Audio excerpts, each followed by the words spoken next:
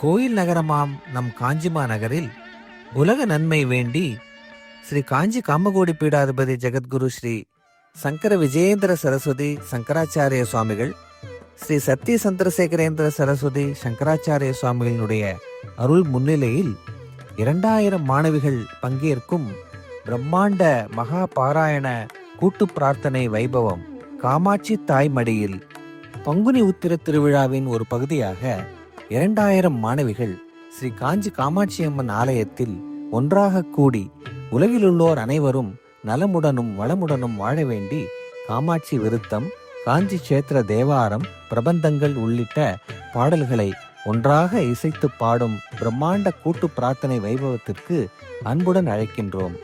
நாள் மார்ச் 28, 2026 சனிக்கிழமை மாலை 2 மணி.